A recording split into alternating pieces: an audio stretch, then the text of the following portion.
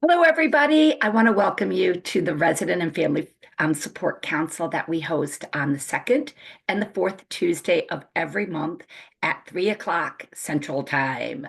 And I just want to welcome everybody here. And I want to encourage you to go ahead and like us on Facebook because we really do. That's where we kind of let you guys all know what's going on in the state.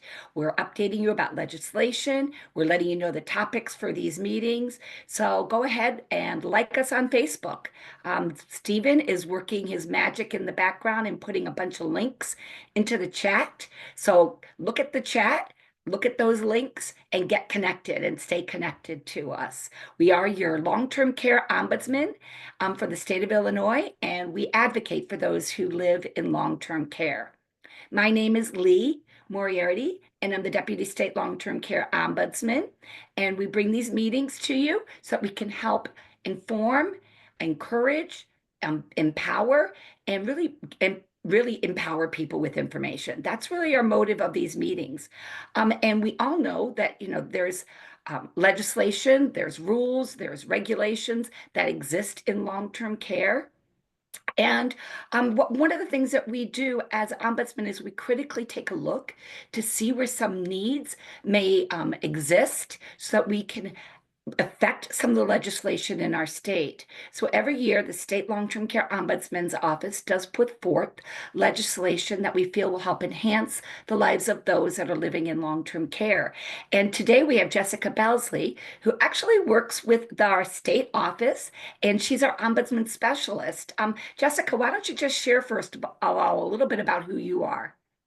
Thanks, Lee. Happy to be with you all today. So, as Lee said, my name is Jessica Belsly. I actually started with the Long-Term Care Ombudsman Program back in 2001. So, I'm one of the resident historians, I like to joke around the office. I started working at the Center for Prevention of Abuse in Peoria with their regional ombudsman program there. And I worked there for about 3 or 4 years. And then I transitioned to working for the state long-term care ombudsman. So I've been working now with the state ombudsman office for 20 years. And I do a lot of various tasks, but one of them is to help with our policy work. So as Lee mentioned, it is one area that the ombudsman works on. Under the Older Americans Act at the federal level, we are required to do systemic advocacy work. And so to comment on and work to influence policy. So our legislative piece is one way that we do that. And thank you so much for sharing that information. And we are thrilled. Jessica is our resident historian. We turn to Jessica a lot to just for say, why is this happening? Why have we done it like this? And she's been able to provide us with a lot of information along the way. And we really appreciate her work that she does with the long-term care program and the home care program as well. So we really appreciate that as well, Jessica.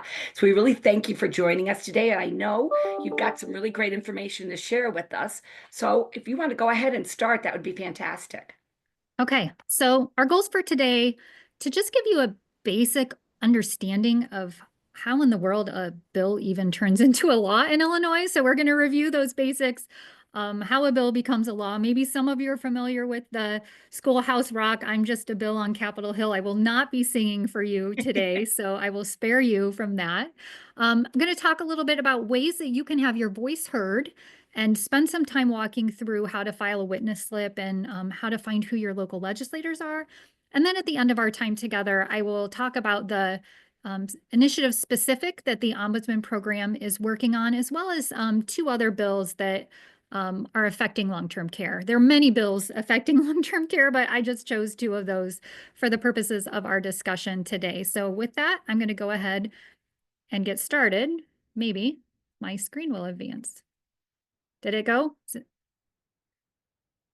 Yep. Okay. So I want to give a shout out to ACLU Illinois for putting together this great graphic. There's a lot of icons, there's a lot of information on the screen, but I think it does a really good job of walking through the different steps that it takes for a bill, which starts as an idea to make its way to the governor's desk. And so it starts with a bill being drafted at the Legislative Reference Bureau. That's LRB is what we call it. In fact, if you ask many of my coworkers what LRB stands for, I'm not sure they'll all know because nobody ever uses the actual, or not no one ever, but it's rare for us to actually refer to it as the Legislative Reference Bureau. So Bill's ideas come from a variety of places. It might be a constituent who reaches out to their legislator with a problem. It could be a lobbyist who's representing, their industry of choice that they're working with that has a problem they're taking to a legislator, wanting some language to be addressed in our state statute. Or sometimes it's like us, a state agency who has an issue. And so the bill is drafted by LRB. And then the next step is that it's going to be introduced by a sponsor. So every bill has to have, if it's on the House side, it has to have a representative. It's on the Senate side, it has to have a senator who's willing to sponsor the bill, who's willing to take that on as one of their initiatives, one of their bills that they're willing to work through their respective chambers. So when you hear me say the word chamber, I'm talking about either the House of Representatives or the Senate. So we have two chambers in the Illinois General Assembly. So a bill is introduced by the sponsor. It's read into the record the first time. And if it's a House bill, it always starts in the Rules Committee. And if it's a Senate bill, it always starts in the Assignments Committee. And from there, it then gets assigned to a substantive committee. So the Health and Human Services Committee, or maybe a Transportation Committee, or maybe an Appropriations Committee. There's a lot, I don't know how many different committees that we have, but for a bill to keep moving, it has to get out of rules, or it has to get out of assignments and get assigned to that next committee. So each of the committees has a set number of staff, of representatives or sponsors within that specific committee. So they range in size, but the committees are assigned at the beginning. And so you can go to let's say you want to look at the Senate side and you want to look at the Health and Human Services Committee. You can see the committee members, which senators are assigned to that specific committee. So while a bill is in committee, oftentimes if we're trying to get our voice heard, we're reaching out to the specific members of that committee, because the first step is that bill has to get passed out of committee before it can get to the floor to where all the other senators can vote for that bill. If it passes, if they have a majority vote in favor of a bill in committee, then it moves onto the floor of the House or Senate, again, whichever one it's starting as. If it doesn't get passed out of that committee, it dies there. We're going to assume that our bill passed out. The other thing that can happen in committee is a bill can be amended. So when a bill is amended, additional language goes to the Legislative Reference Bureau, to LRB, and the sponsor then introduces that amendment to be added to change what the original bill did. Sometimes we call it a gut and replace. They get rid of everything that was in the original bill and replace it with new language. And sometimes it's just modifying specific sections. And would they do that, Jessica, so that what would be the purpose of why they would be modifying? Would it be to help better strengthen the bill? Why would be some of those purposes?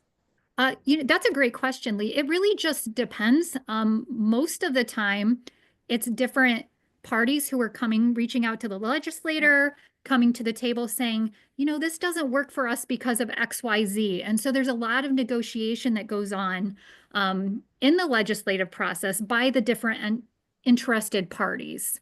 An example of that that comes to mind is one of the bills that we have right now that I'll talk about later related to discharges. So it was actually language we introduced last year. We negotiated with nursing home representative or industry representatives from nursing homes, and we agreed to some changes.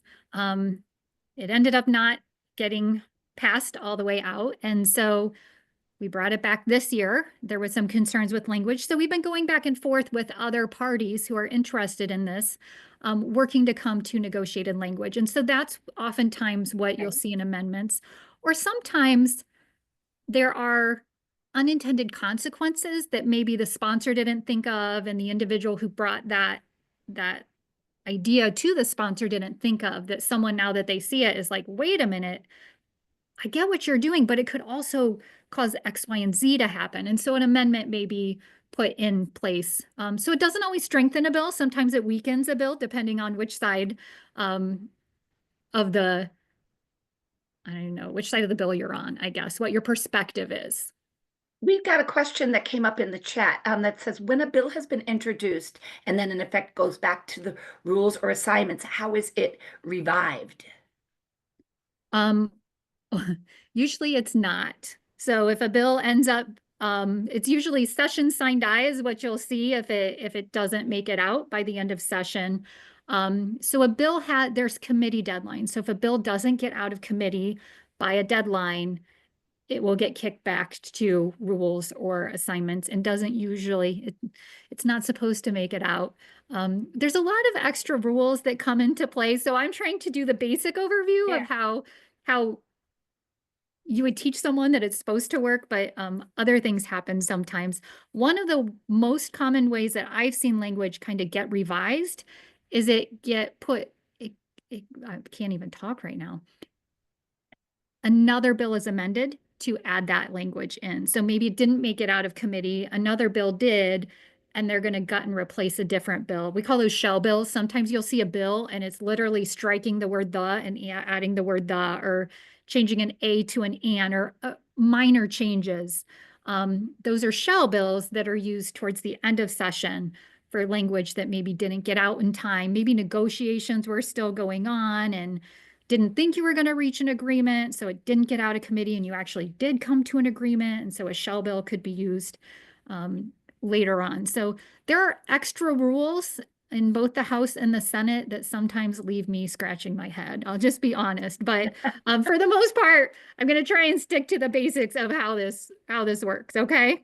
Yes, and I don't know if you can answer this question because another one did come up. When you say a bill is read and it's read, is it read in front of the whole chamber or to just the substantive, I'm not saying that right, committee, just to that committee? I got to tell you, I actually Googled how to pronounce that word before I started because I say it wrong. And I'm probably going to keep saying it wrong. I might use the British way to say it. So I'm just not even going to use the word if I can help it. I don't know if it's actually read out loud on the House floor, but when it's read into the record for the first time, that's not in the committee. That's being read into the record, like House Bill 2020, 2022 or whatever that bill is. But it's not in committee that initial being read into the record is happening. Got it. Okay, great questions. Okay, so after the committee votes, then let's just pretend we're only talking about a Senate bill. So after the Senate committee votes and approves a bill, it goes to the Senate floor. And that's where all of the senators are in the room, in theory. And the bill is read. It goes on second reading. So these are the bills on second reading, and they literally will just read through them. And then when it gets read on third reading, that's where you might see more likely an opportunity where a bill is debated on the House floor. Oftentimes, things are worked out in committee. A lot of negotiations are happening. So by the time a bill reaches the Senate floor or the House floor, it's not unusual for the parties that were maybe in opposition to have come to some sort of agreement. But that's not always the case. So for those situations where that's not necessarily the case, there is the opportunity for more debate to happen on the Senate floor or on the House floor. Now, I will say at that point, you're not seeing people testify. So one of the things that's not on here is during committees, you will see people giving written testimony or oral testimony. So for example, our state ombudsman is back in Springfield again this week. She was there last week, ready to give oral testimony when our bills come up in committee. And so you don't see that happen on the floor. On the floor, it's just the senators debating with one another as to the merits of particular bills. So that chamber, so if it's in the Senate then takes a vote. If it passes, then it goes over to the other chamber. So if a Senate bill passes the Senate, then it goes over to the House and you start the process over. It starts in rules, then gets assigned to a committee, then it has to get out of committee, then to the floor, etc. What sometimes happens is a bill can be amended. So let's say it's a Senate bill, made it out of the Senate, it's now on the House floor or in House committee, it gets amended over there. If the House ends up approving it, it's not the exact language that the Senate approves. So then it has to come back to the Senate and be approved again if it was amended while it was on the other side. So let's say it's easy. It passes the Senate, it passes the House, then it has 30 days to get to the governor's desk. I don't remember the exact time frame that the governor has to sign it. If the governor takes no action, I think it's 45 days, but I could be wrong on that. If the governor doesn't take any action, then it automatically becomes a law. However, the governor could veto something. If the governor doesn't like a bill that passed both chambers and made it to his desk, he can veto it. And then in November, we have veto session, which is a whole nother ball of a bag of worms, a can of worms that we're not going to get into today. So just to get, again, this is like the 10,000-foot overview of how a bill becomes a law. There are a lot of nuances that come into play all throughout this. I don't think a legislative session has gone by, at least for the past 2 years, where I haven't said, I didn't even think that was an option. I didn't think you could do that. So there are nuances to the rules that are sometimes surprising for us. And this is really wonderful information. So thank you, Jessica. I think it's just I like it's kind of short and sweet, and we can understand the process, which is important as Illinois citizens. Is it basically the same process federally? Kind of, sort of. Yes. Okay. I'm going to say yes with an asterisk. Okay. But yeah, you curious. have committees, you've got to get it to the floor, you get the vote from the floor, you got to get it to the other chamber. That is the basic process. Got it. Okay, thank you. I'm even less familiar with their nuancy rules, though. I'm just going to say that. So the next thing I want to talk about, now that we kind of have this basic overview of how we even end up with bills, is how you can get your voice heard in the process. So there's two main ways that we're going to talk about today. The first one is to call or write your legislator. And the second way is to submit a witness slip. So you might be wondering, how do I find out who my representative is? I have no idea who my senator is, or I have no idea who my representative is in the House. So what I want to show you here with this screen is literally Google, who is my state representative in Illinois? Okay. So that first hit that I got when I Googled that is the Illinois State Board of Elections. So I'm just going to walk you through quickly that website and what we see when we go there. If it all works. Yes. So I'm going to click on that. And I'm going to zoom in so you can see it a little better. So this is the website that you'll see when you search for who is my elected official and you go to the Illinois Election Board website. So it's find my elected official. So I'm going to click here, which I'm not sure why we have the first map, but we do. So it's saying we make every effort to make sure this is accurate, but sometimes we make mistakes. Don't hold it against us. That's essentially what this is saying. So you got to click OK. And so now we have our district locator. And what you do here, so it's showing it's just searching Illinois, is you add an address up here in the upper left-hand corner. I didn't know it was going to unzoom for me. So I'm going to look at 305 North Illinois Avenue in Morton, Illinois. Okay, so it wanted to correct how I entered it. So I'm going to click on the blue and say, yes, that's what I want. And over here on the right-hand side is the information that we're trying to get to. And I'm going to unzoom because it's not showing you because I have it zoomed so far. But you get the idea, hopefully. So you can see it starts with maybe not a happy looking president, but our president nonetheless up there on the top. And then our vice president. And then you can see who our senators are that are assigned To us if we lived at 305 North Illinois Avenue, which actually is the address of Morton High School. If you're wondering, what's that address? So our senators are there. Then we see our congressperson.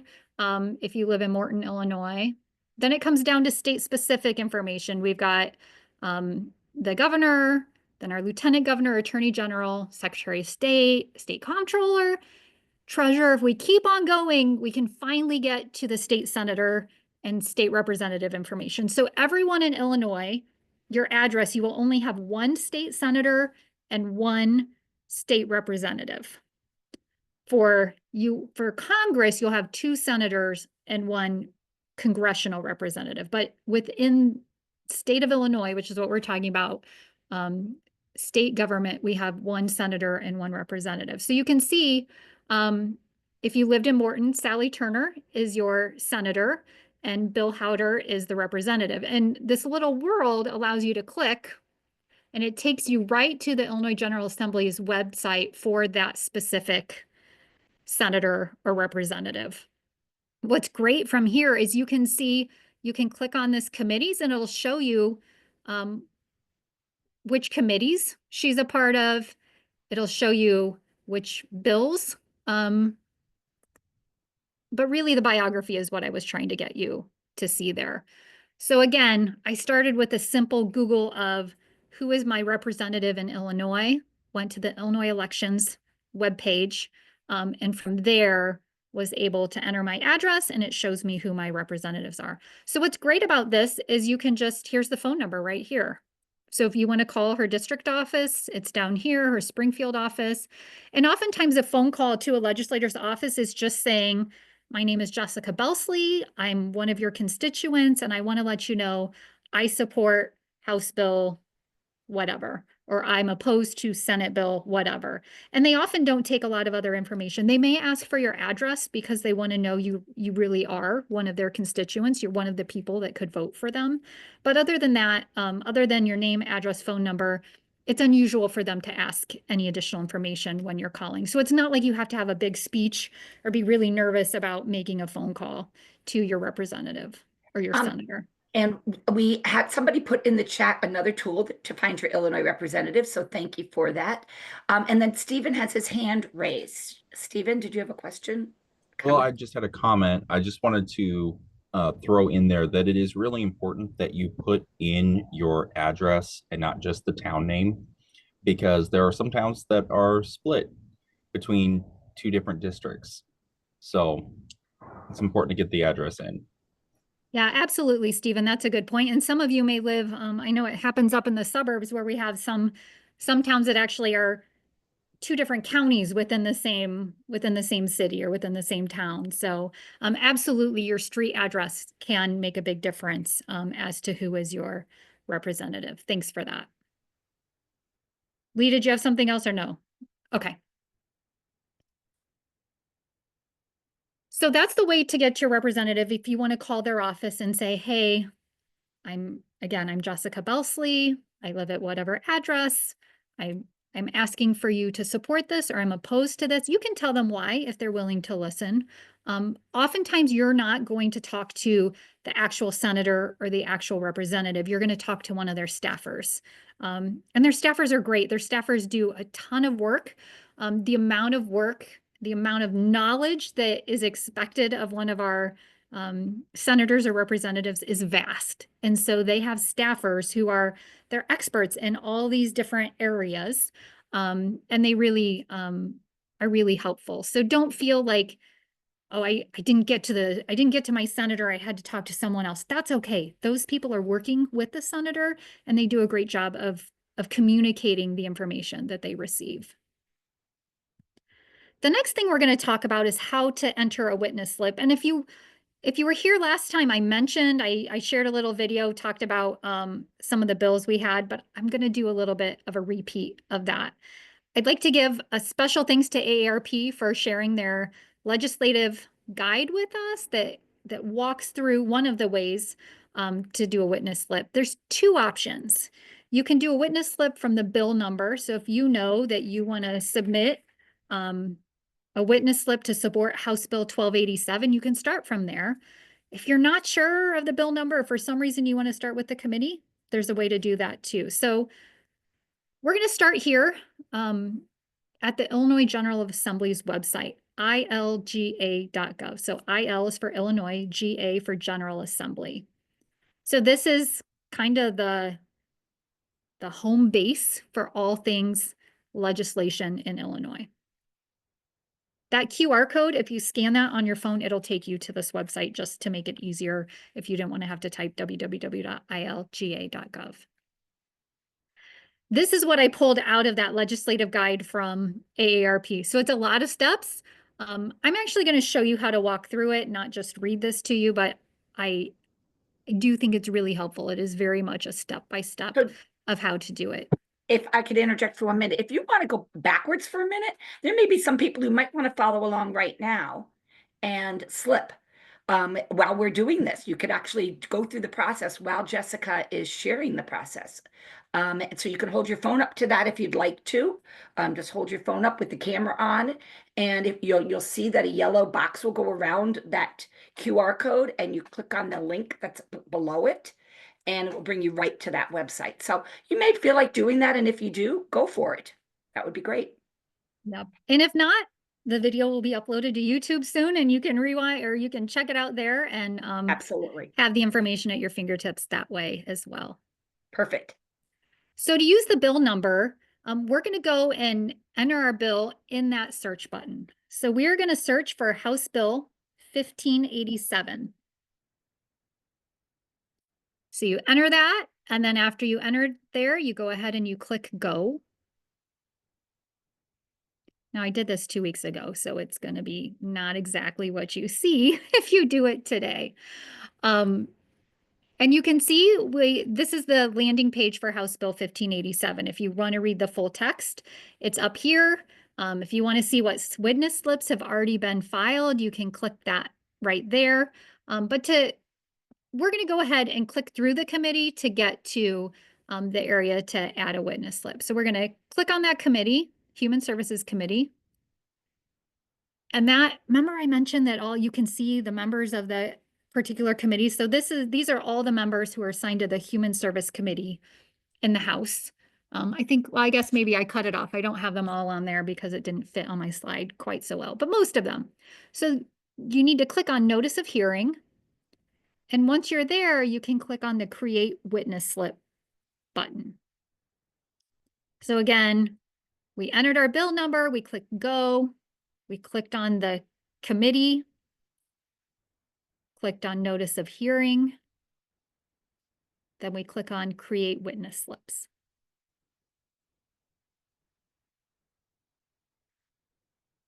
So now we're magically in a Senate instead of the House. So you'll have to forgive me for flipping over. So now we're gonna pretend like we are going to file a witness slip on Senate Bill 1299. So you're gonna click on this little pencil and notepad icon under the witness slip. So if you do the magnifier, what that will show you are the people who've already submitted witness slips. But if you want to create a witness slip, you click on that pencil and notepad. And then you have to complete all of the fields, your name, your address, city, firm/business or agency. It's okay to enter self there, especially if you work at an organization that doesn't want you, you're not representing your organization. Yeah, you work there, but you don't know what their stance is on this bill. We don't want to encourage you to misrepresent someone. So it's okay to enter self. Title, it has to be completed. Your title could be daughter of a resident who lives in ABC nursing home. It could be resident. It could be volunteer ombudsman. Whatever title fits you, you can use it. An email address and a confirmation will be sent to the email address that you use, and then a phone number. As you move your way down the screen, the next section is representation. So it wants to know who you're representing as you're filing this witness slip. And if you don't have permission to represent someone else, it's absolutely okay to say self in that field. And we're going to keep on scrolling down the page. You need to select your position on the specific legislative item. And this is a place where if there hasn't been an amendment yet, you're going to choose original bill. But maybe there's there's an amendment. And so you want to make sure you're slipping on the most current language that's going to be heard. I can't do it right now, but this would be a drop down. So it would say Senate Amendment 1 or Senate Amendment 2, and you could select that.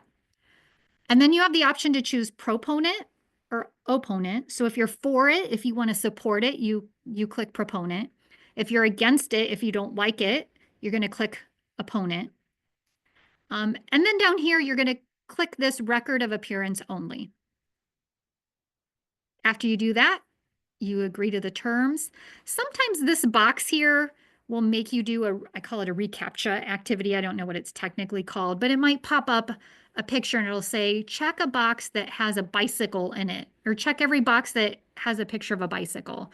It's basically trying to confirm that you're a human and you're not some sort of bot that's just trying to push data without a human element behind it.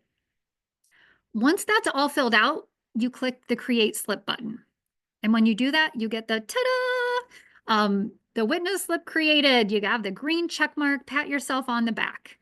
But you might not get to this page, and it might stay on this page.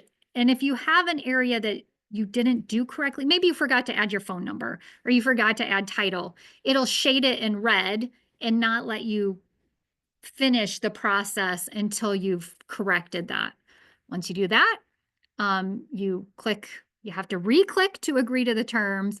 You may have to reCAPTCHA and prove that you're still a human. And then again, you create that slip button.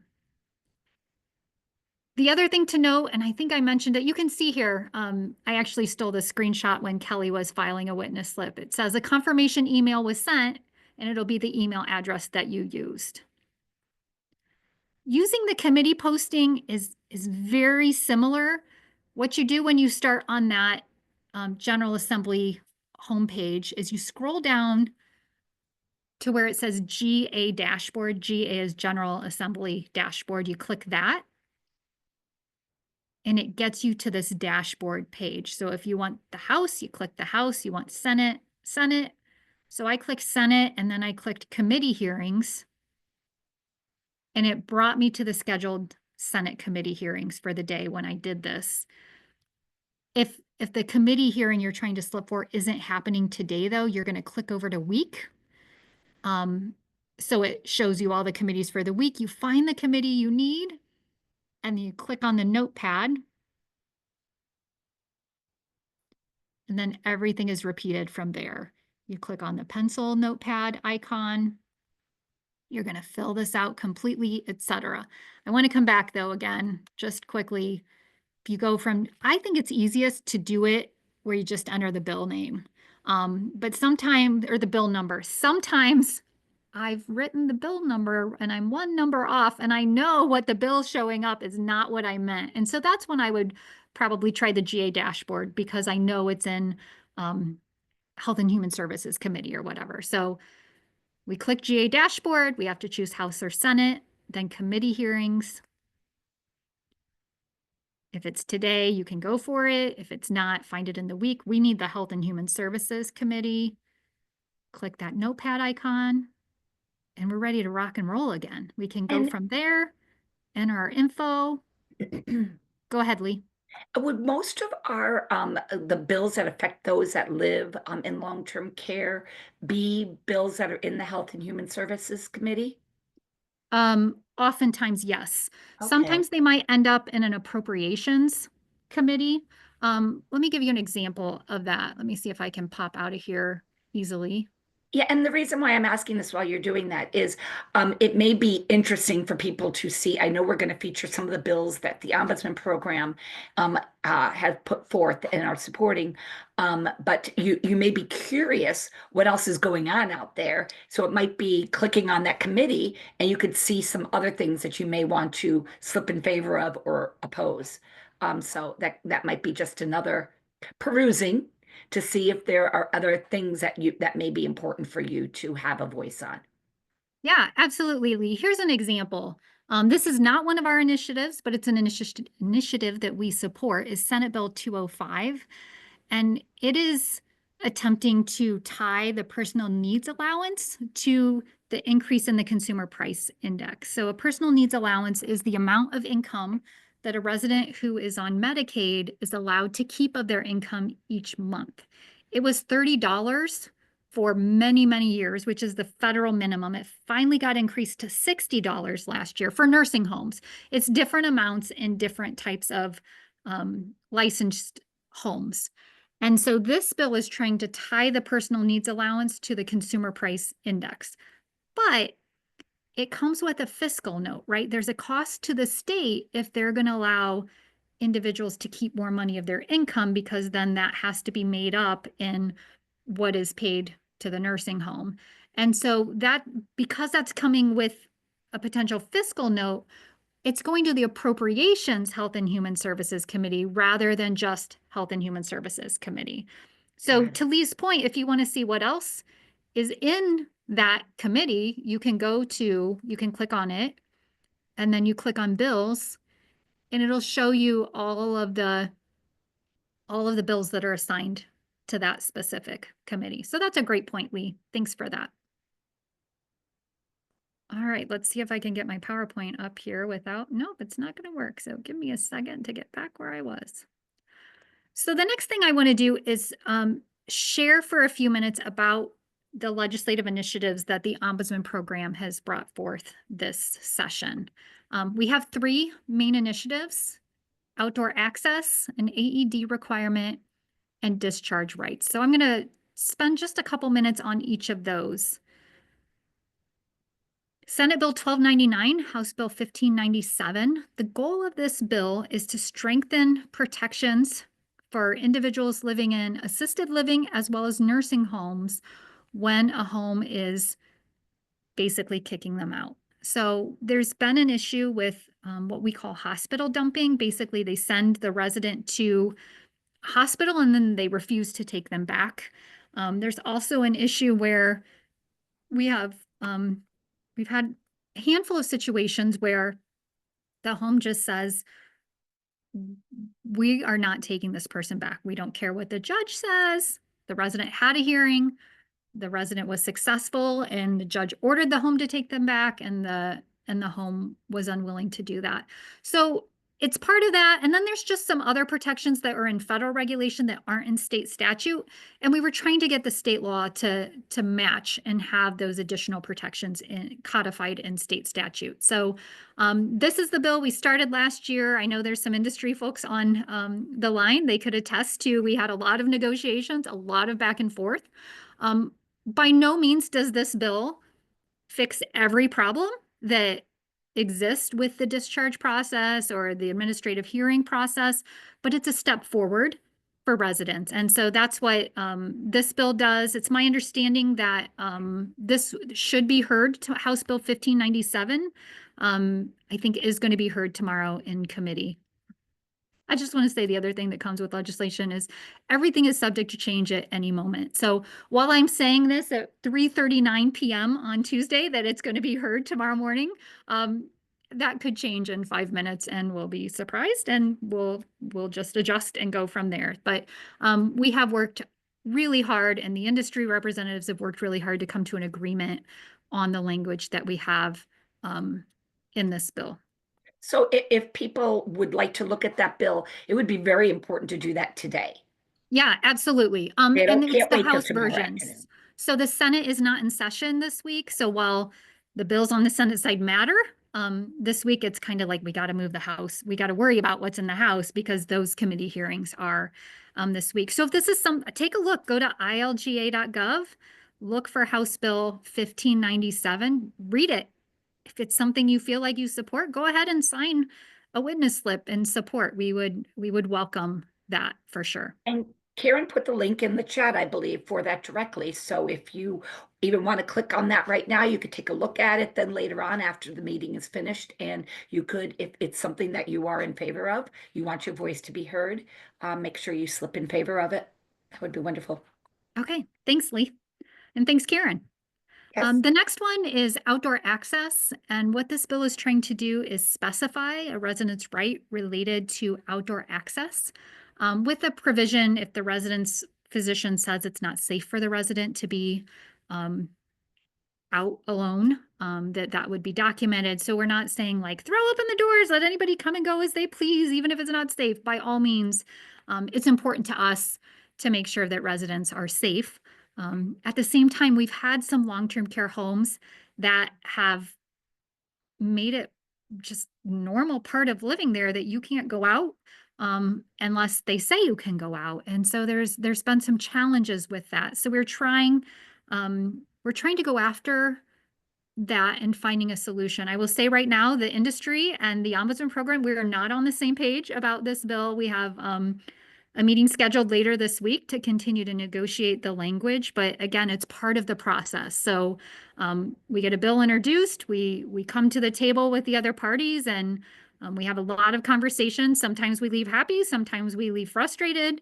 It's part of the job, it's part of how it works, and we keep working on the next thing. You know, we come back to, you can see with the discharge, it didn't pass last year, but we've brought it back. We've continued to work on it. So yeah, it's safe to say the industry doesn't like this. We recognize that. And again, as I said, we're going to be working with them, having conversations with them later this week on this bill.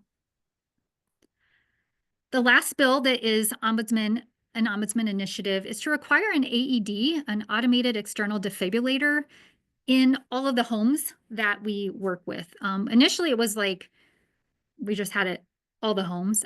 We do actually have an amendment to require it to be in, if it's an IID or an ICFDD, depending on which acronym you use.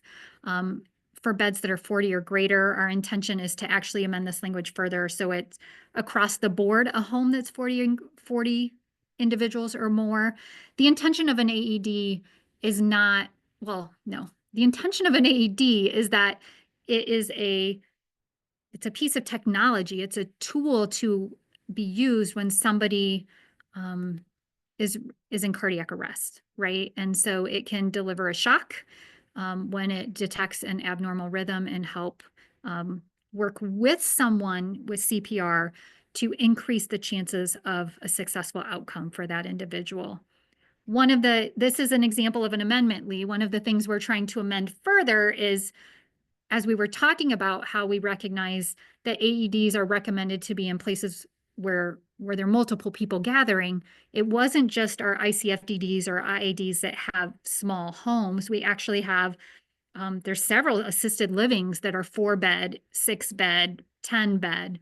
And so we're going to apply that 40-bed or greater across the board. So that's an amendment that will be forthcoming, I anticipate, with this legislation. We're not quite on the same page with the industry yet on this one. They have some concerns about costs and I think some other things. So again, we're continuing to meet with them on this as well. But it is something that I actually had a conversation with a nurse who works in a nursing home yesterday. And I asked her, I'm like, as a nurse in a nursing home, how do you feel about having an AED? And they actually have 2 in the home that she works in. And she was like, I actually used one and I was so thankful to have it. So it doesn't replace the need for CPR, but it's an extra tool to be used until the EMTs are able to get there. And that's the benefit of having it on site, is the sooner you get your heart back in rhythm, the better outcome you're going to have. So that's the benefit of having it in the building. We aren't requiring one on every hall or one on every floor. We're just trying to have at least one in every building. So that was the other one. The other thing to note with AEDs is, oh, where's my magic number? I think I have it right here next to me. I think it's 39% of our homes already have an AED in them. So 463 homes that we know of have AEDs. We've surveyed, I think, just over 1,200. So of those, about a third of them, or more than a third, have AEDs already. So we're grateful that they've found a way to incorporate it in their budget and saw the importance of bringing this potentially life-saving device into their home. And I think just the point that you have on the slide, if you back that up just for a second, that they are required in schools, fitness centers, horse racing facilities, police Yeah. department, and dental offices. If a dental office needs it for somebody who's going to be there for an hour, I would hope that this was something that could pass for somebody who lives in a place where it's typically filled of everybody has a illness, has something going on with them, a negative health condition, and to have that available to help be able to potentially save a life feels very important. Yeah. And one last thing I will note on this, we did have some questions about like, but what if somebody's a do not resuscitate?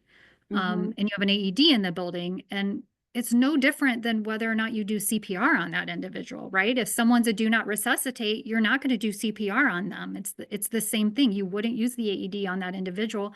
And the staff have to know who is a DNR and who's not a DNR already in terms of, do they use CPR or do they not use CPR? So it's really along those same lines. It's something that homes are already have a process in place for making sure the staff know um, whether or not that individual wants Mhm. life-sustaining treatment, like not life-sustaining. You know what I mean?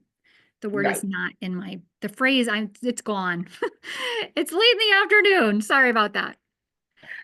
Two other bills that I want to mention. I already brought up Senate Bill 205. This is a bill that we are supporting. I will be surprised if it moves just because it's an additional cost. It's a really tight budget year. We hear rumors that we're not going to see bills pass that have significant fiscal notes attached to them, but I don't know. I mean, stranger things have happened. So I have no idea if this will move. It did get assigned to committee. It has not been that committee. I don't think that committee's even met yet. So I'm not sure if it will grow legs and keep walking, or if it's gonna die. But I anticipate that we will see a form of this bill introduced every year until it does eventually pass. And that's what happened with getting it from $30 to $60 in nursing homes. I mean, I know back in, I think 2011, 2008, sometime, the ombudsman were working over 20 years ago to try and move, that wasn't 20 years ago, bad math. Anyway, long time ago, Right. to try and move the needle with this. So if it doesn't move this year, expect to see it next year, And next legislative session. correct me if I'm wrong, but there are other states who do it, who this is a state determined allowance.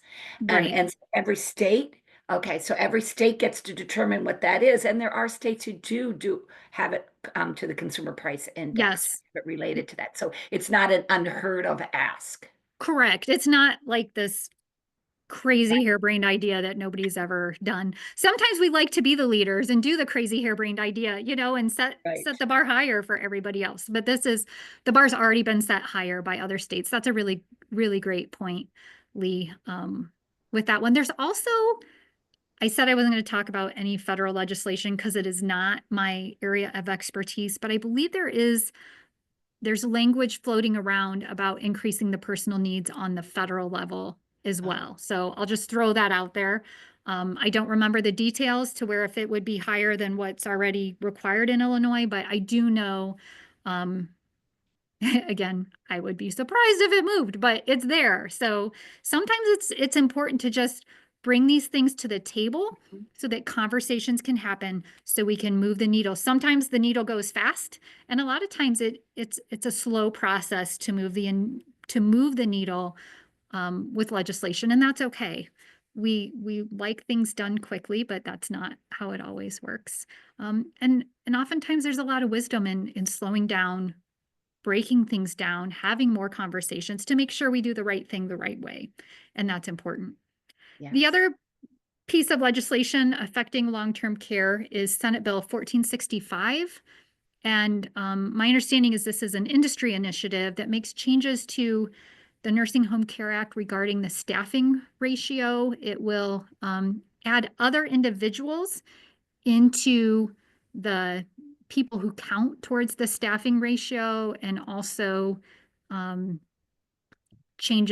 creates a percentage that if they're within under 20% of the staffing ratio, then they wouldn't get a deficiency for that. So that's actually the one bill in my presentation that the Ombudsman Program is not supporting. But I wanted to bring it to your attention because it does affect long-term care. It's not affecting residents so much in the day-to-day care that they're receiving, but it could, right? If other people who don't give direct care, don't provide direct care, become part of that staffing ratio, it has this trickle-down effect of possibly leading to a little bit fewer, probably minutes. I don't think it would be hours. It would be a very small amount of one-on-one time that they may get. So there you have it. That's a whole lot of information. I went longer than I meant to, so I apologize for that. But I hope it was helpful. I hope it gave just an insight into the legislative process and where we're at with the Ombudsman Program right now. This was extremely helpful. I feel personally that it was really, really helpful. And someone did ask if the slides would be available, and we will get these posted on the website. Jess, if you get these to me as soon as this meeting's over, I will put that forth and ask for it to be put up there today. Understanding some of the urgency that we have with the bill potentially being heard tomorrow. So we want to make sure that this information is very timely. We will follow up this conversation after the governor signs the bills, and we'll talk about all the variety of different legislation that actually did pass. We'll do that next in the summertime after that all happens, so that everybody can be aware of what the changes are that are happening in the industry. Karen, I do see your hand up. Karen is, just to let you know, Karen is one of the other entities who works for Magic in the background, providing links and all of that into the background for us to help keep us empowered and knowledgeable. Karen, Ladies, I just wanted to share that the Ombudsman obviously has an advocacy role, but there are numerous other advocacy organizations that are looking at legislation all the time. For example, I'm an attorney and I sit on the Elder Law Section Council of the State Bar Association, and we look at legislation that is of interest to elder law practitioners. So obviously there is an overlap with the initiatives of the Ombudsman Program, but there's other groups. There are aging advocacy organizations, there's guardianship advocacy organizations, there's trust and estates attorneys, there's hospital and other healthcare providers, just all sorts of advocacy organizations. But to be perfectly honest, it is the story of how legislation that's proposed impacts you as a voter that really carries significant weight. And we are living in very unusual times at the federal and state level because of administrative changes and funding pressures. Now more than ever, this is a really good time to express what is important to you, because we have an aging society, and what we put in place today is what we're going to get to live with tomorrow. And I do have to say that I've slipped in favor of things and also opposed to different things. I have to tell you, it is really easy.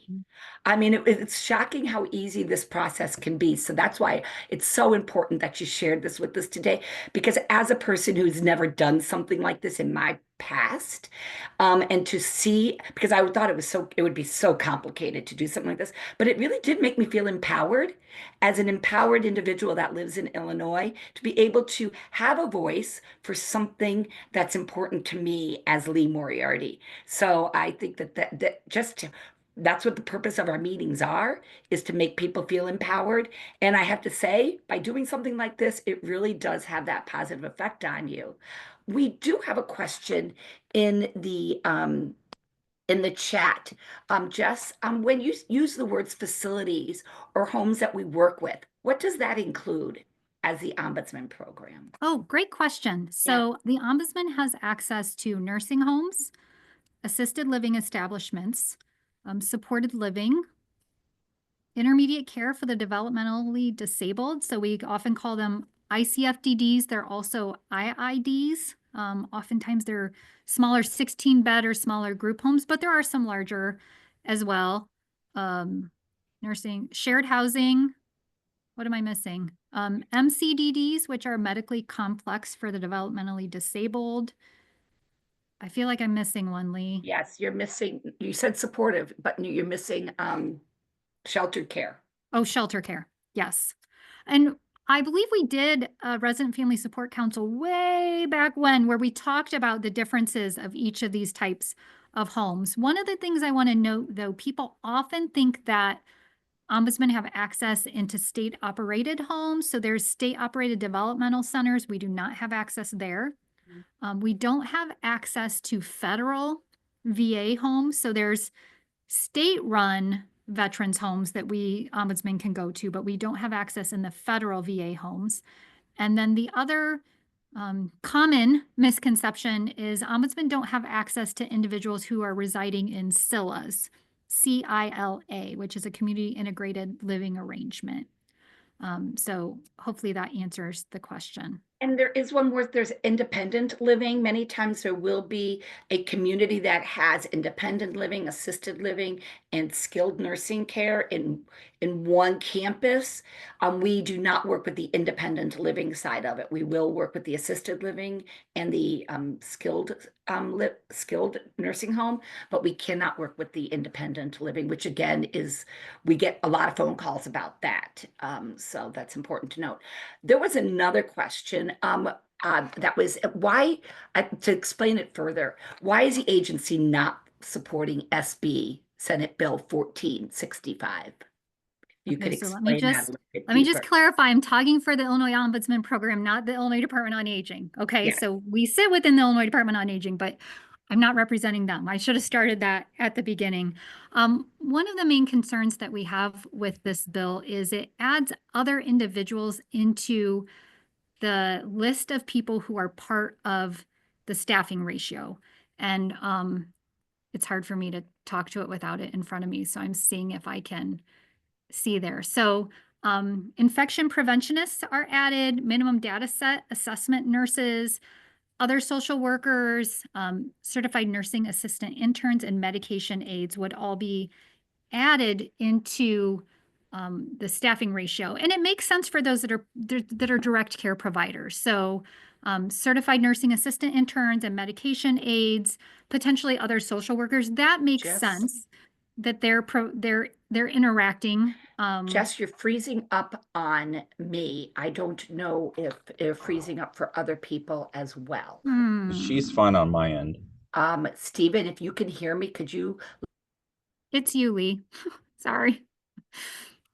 Maybe Stephen, can you put in the chat that it's her?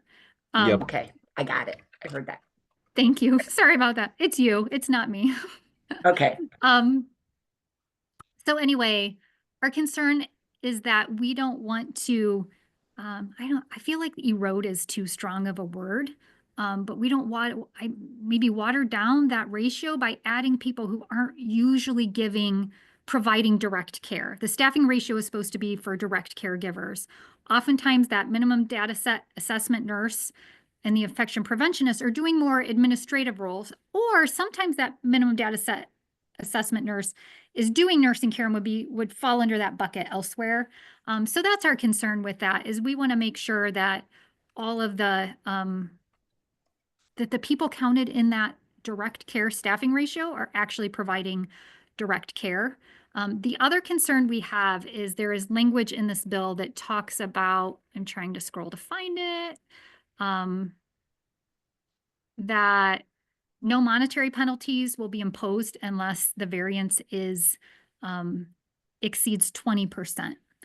And so that's concerning if I'm only getting 80% of the care time, potentially. If you break it down to an individual and we accept that lack of 20%, you're saying that, like, okay, so as long as you're getting 80% of what you need, and I know the argument is doesn't work directly that way, but those are the kind of the big picture concerns that we have with it. I'm hearing a little bit of chatter, so I want to make sure that we're all muted. Let me see, was there any more? I think there was one more question that I missed in the chat. There was a question, communities that you talked about, Jess. We do have a link on our Resident Family Support Council page, which Stephen did put the link at the top of this chat, but maybe he'll plop it back in there. That is a resource page that lists the different types of communities, that long-term care communities in Illinois, if the ombudsman serves them or doesn't serve them, and with linkage to their regulations as well. So there's information on our website regarding that. It's kind of a great one-stop shop that can help you understand those regulations, again, all with the purpose of empowering people with resources and information. So if you go to our website, you will see that. And I just dropped the YouTube video where we explain all of the different types and the regulations, etc. I just dropped that in the chat. Great. And to go along with that meeting, if you look at the date of that meeting, that would be the date where you would find that resource connected to that document that I talked about, connected to that on the website page. So thank you for that, Stephen. That's fantastic. And we did record this meeting. So it will be on I will get it onto our website as soon as it downloads from that wonderful cloud in the sky. So I will make sure that that happens for everybody. And we are up right past the hour. I do want to give a plug for our next meeting. One of the things we started doing at our second meetings of the month is we started bringing the residents' voices into the conversation. So we're going to a different nursing home every month at that second meeting, and we're bringing together residents into the room, and we're talking about practices and what life looks like and how they feel, and we're asking them their opinions about what life really can be like as the person who lives in long-term care communities. Sometimes I feel like we make assumptions for them, and so this is to bring their voice, and so that we can get those amplified, so that we can find out what do people really want as they're living in long-term care. And we're going to be talking about accommodation of needs, which will be talking about different daily life events that happen and what's important and how would you like it to look as an individual that lives in long-term care. So I really want to encourage everybody to attend these meetings, as it's just a continuation of this meeting. We're just always going to, on the second Thursday of the month, have a very resident-focused conversation. So I want to encourage everybody to attend that as well. Jess, I want to thank you publicly for this. It was amazing. And thank you so much for the time that you put into this. I'm going to end the recording, and then we'll go ahead and we will open up if anybody else has any other questions that they would like to do.